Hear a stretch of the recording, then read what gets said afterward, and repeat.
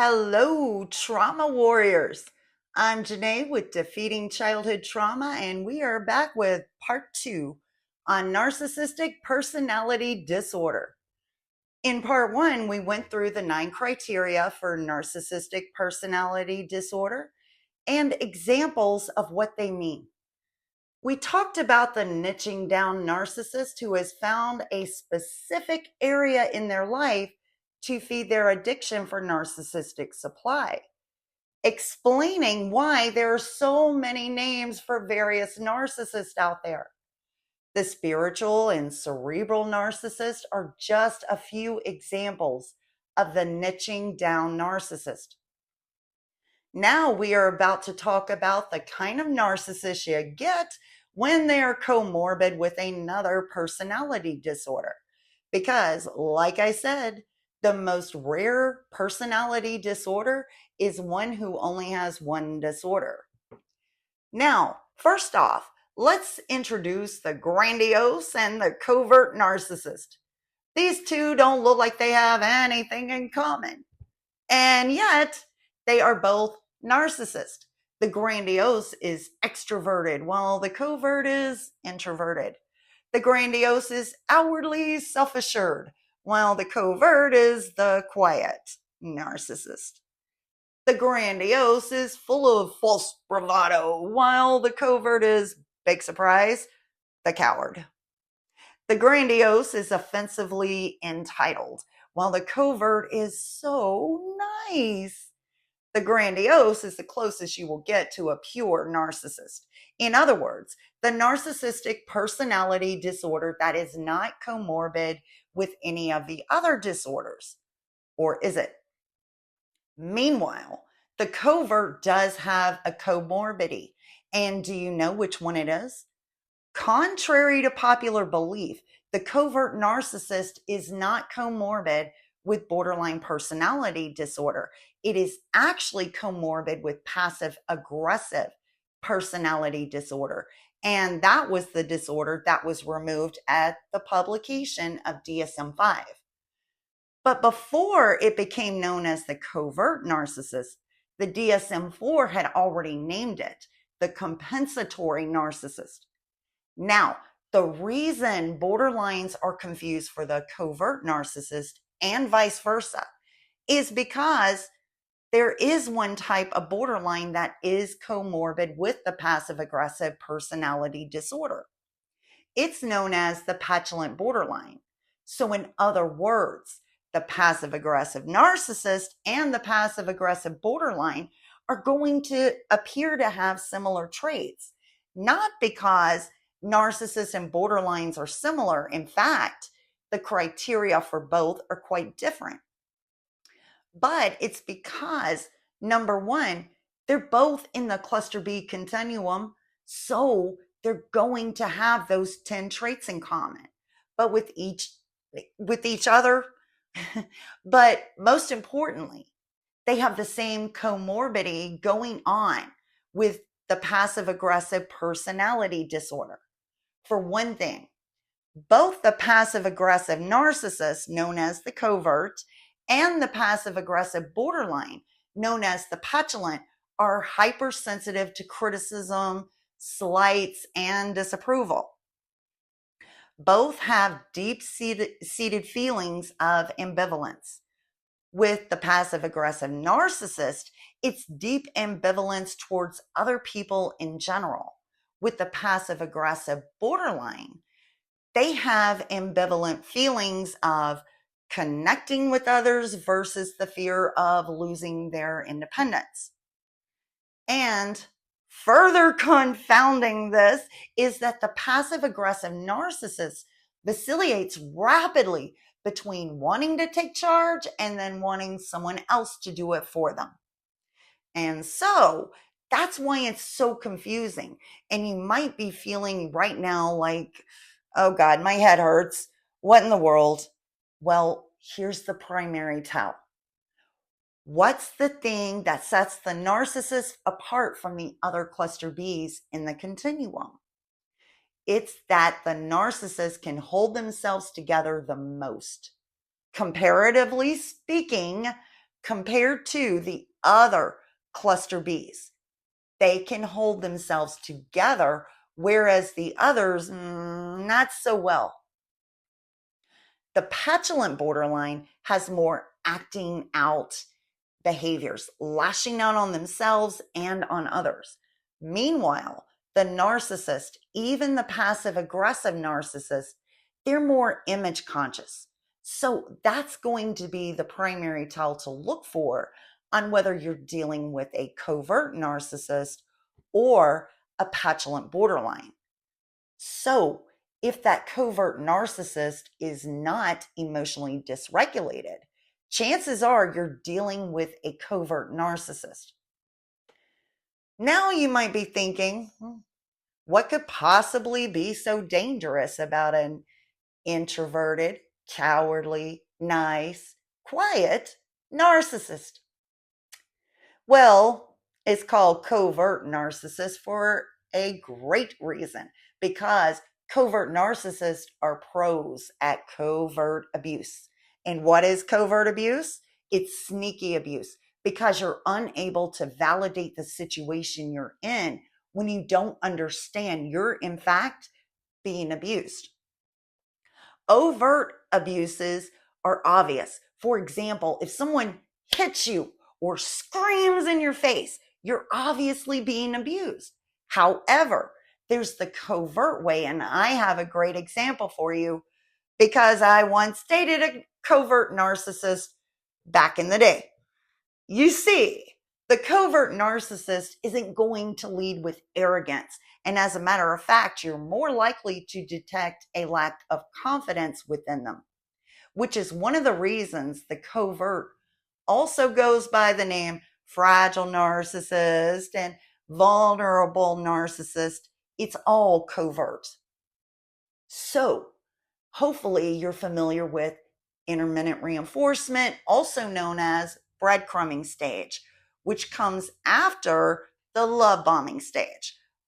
Love bombing is the honeymoon stage with a cluster B disorder.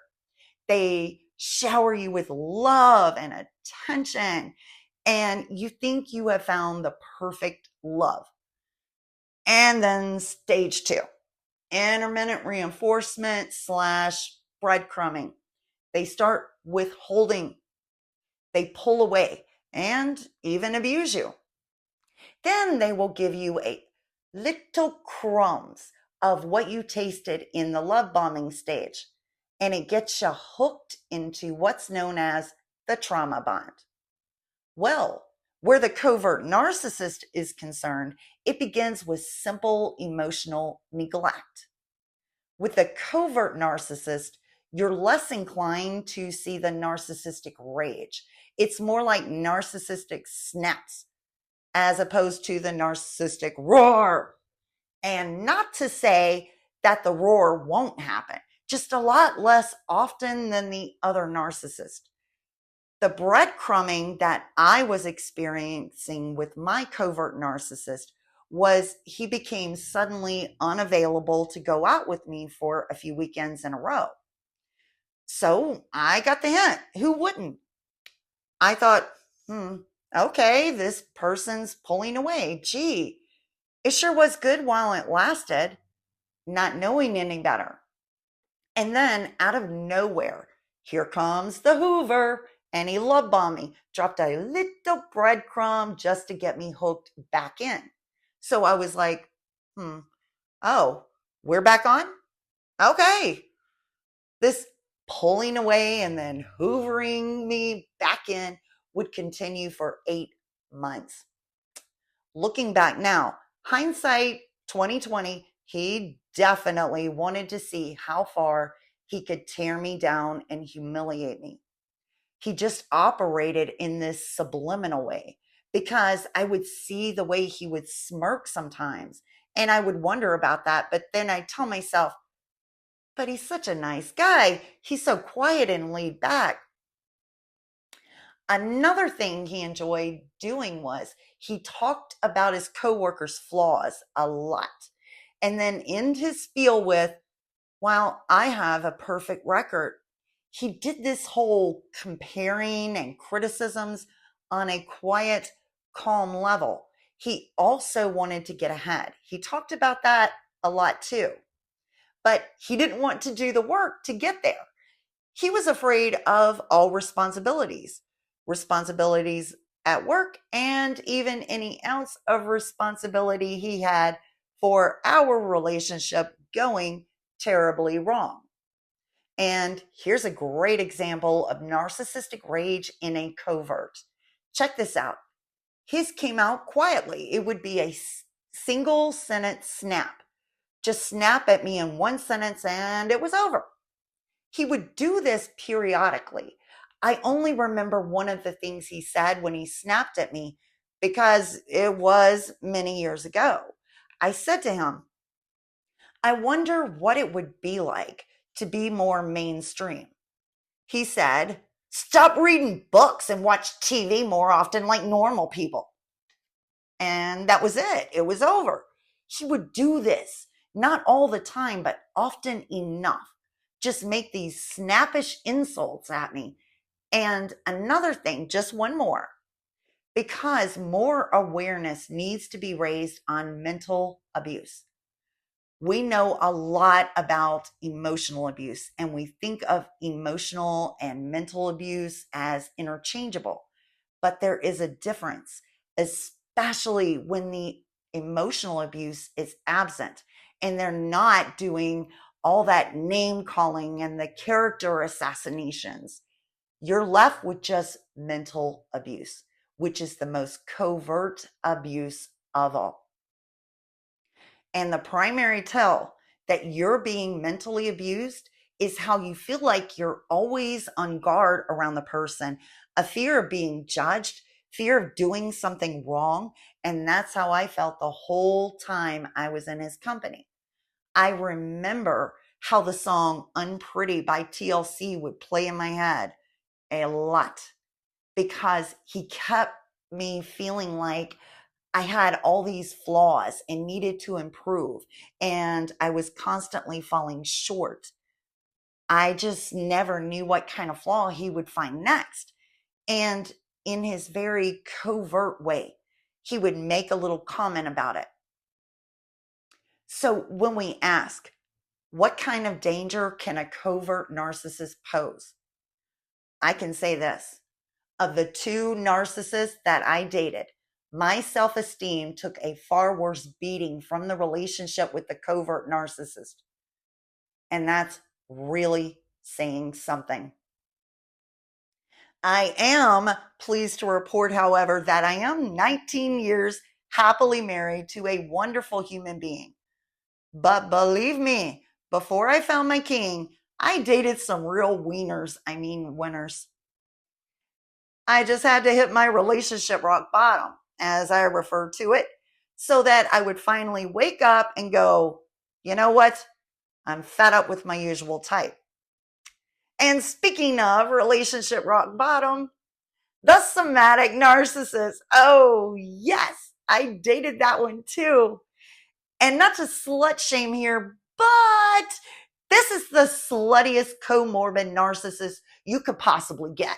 This is the narcissist who's comorbid with histrionic personality disorder. And by the way, of all the cluster Bs, histrionics have the most similar traits to the narcissist. They're just more shallow and theatrical about it. And the crazy overlap should come as no surprise, considering narcissists are living in their fantasy image, while the histrionic wants to be the center of attention. One of the criteria for histrionic personality disorder is they're extremely shallow. And so it blends quite nicely with the narcissistic personality disorder. It's also important to note here that the label for narcissistic personality disorder was actually inspired by the guy Narcissus from Greek mythology, who died after falling in love with his reflection in the lake. Well, the somatic narcissist is Narcissus Incarnate. In fact, that's the nickname I have for my somatic ex, Narcissus Incarnate. The somatic narcissist takes the image consciousness of the narcissist to a whole new level. They love grooming and looking at themselves in the mirror. Let me tell you, my somatic narcissist lived with me. And I remember him grooming himself in front of the mirror and saying, "Damn, I'm sexy." And because of the histrionic side, wanting to be the center of attention at all times, and it's blended with the narcissist, you're going to get a chronic crowd pleaser, someone who is always studying the crowd, looking around to see who's looking at them, while using the narcissist cognitive empathy to feed them whatever they require so that the narcissist can get that narcissistic supply from everyone else in the room. They're very body conscious too, because the histrionic is also provocative. So when it blends with the narcissism, you're going to see tight-fitting clothing or clothing that leaves very little to the imagination. They're going out to look sexy. They want that type of attention. And they want everyone in the room to see them. And the worst part about this type of comorbid narcissist, if you got one of these as your partner, they will demand to be the center of your attention. Not only are you guaranteed to be serial cheated on by this type of narcissist, but they're also going to turn around and demand that you make them the exact center of your entire world. Drop everything at a moment's notice on their account. Oh, yes. When I finally got fed up with him and found out how much and how often he had been cheating on me, I went straight to the doctor to get myself checked. Because in my head, surely I have at least one disease. Please, please, please don't let it be anything permanent, was all I was thinking. When the doctor gave me a clean bill of health, I swear to God, my first response was, "Are you sure? Do you need to test me again?" Others are not as lucky as I was. I can tell you that.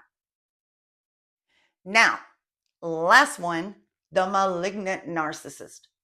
This is narcissistic personality disorder with antisocial personality disorder. If you've never heard of that one, it's a very misleading title. Antisocial as a personality disorder simply means anti-law, anti-humanity.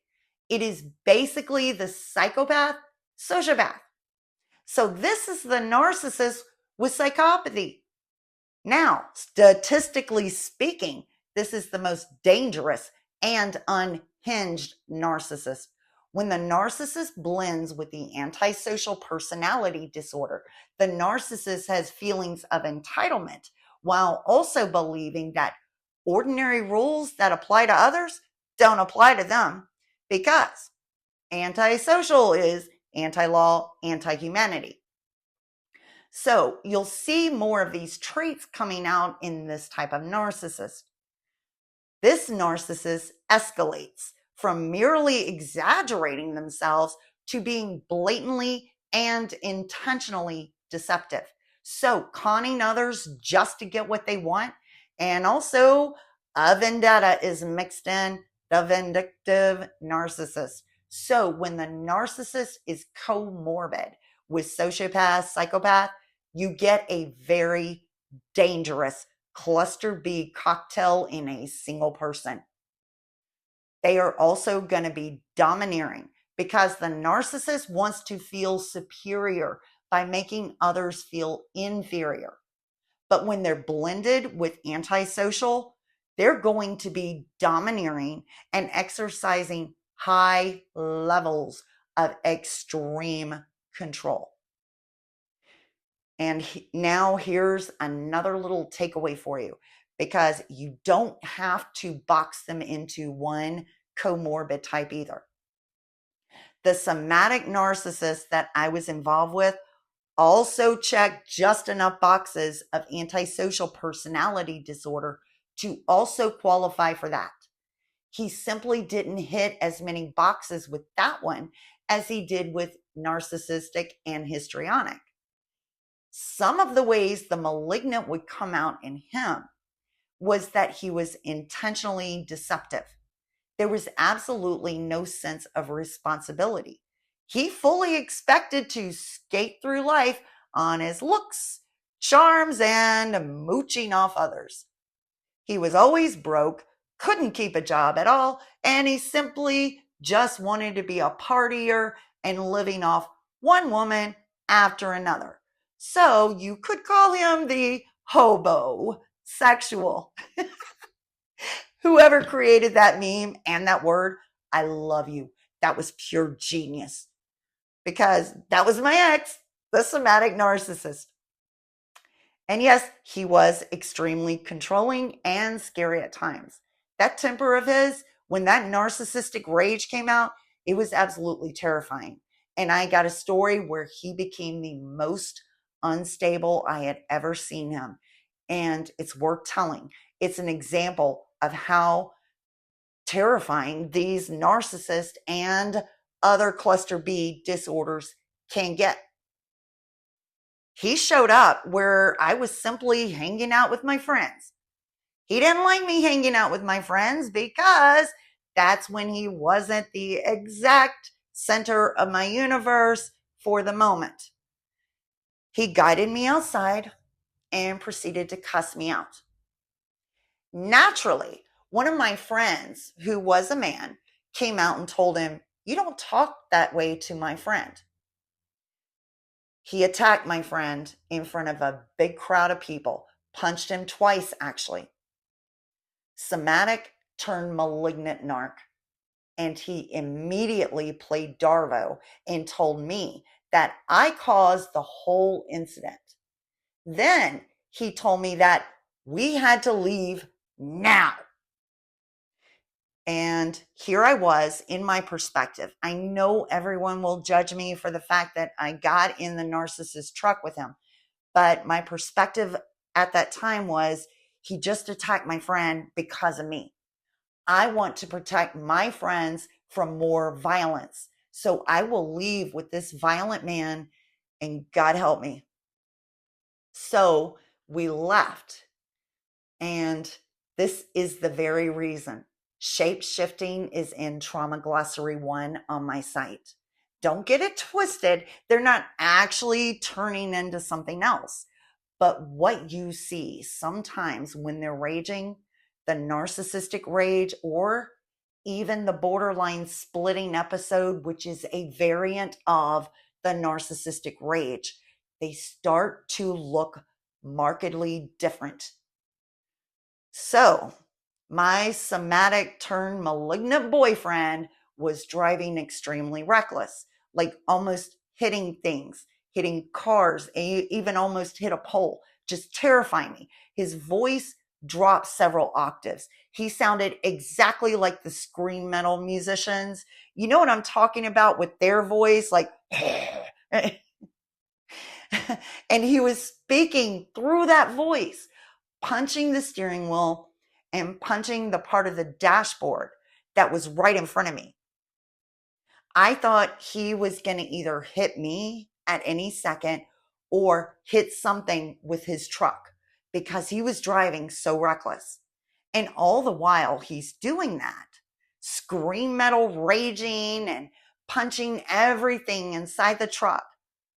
Whew, I swear to God, every single vein in his face popped out. He looked deformed. I'm going to tell you what it reminded me of. That movie, Supernova 2000, right at the end where that guy's face gets all deformed with the bones sticking out. That's what my somatic turned malignant narcissist reminded me of, with all those veins sticking out. That was a terrifying moment when he showed his malignant side. So guys, you don't have to limit whatever cluster B into only one type. We look at the cluster Bs and the continuum. Like my ex, he was mostly the somatic narcissist. but there was plenty of malignant in him too. So, for a free ebook that contains all 3 trauma glossaries and 2 master toolboxes, go to defeatingchildhoodtrauma.com and click on the main menu where you see free ebook for subscribing. In exchange, you put up with 1 email a week from me because I don't believe in flooding people's inboxes. You may also find me all across social media: Facebook, Instagram, Threads, at Defeating Childhood Trauma. Look for the logo with the exploding chains over the rising sun. I'm also on X and TikTok as Janae_DCT, which are the initials for Defeating Childhood Trauma. Look for my logo, except on TikTok, where I still lead with my brand, but I also sort of let my hair down a bit on that platform. If you want to see who I am behind my brand, that's the place to find out. Forged in trauma, rising as warriors.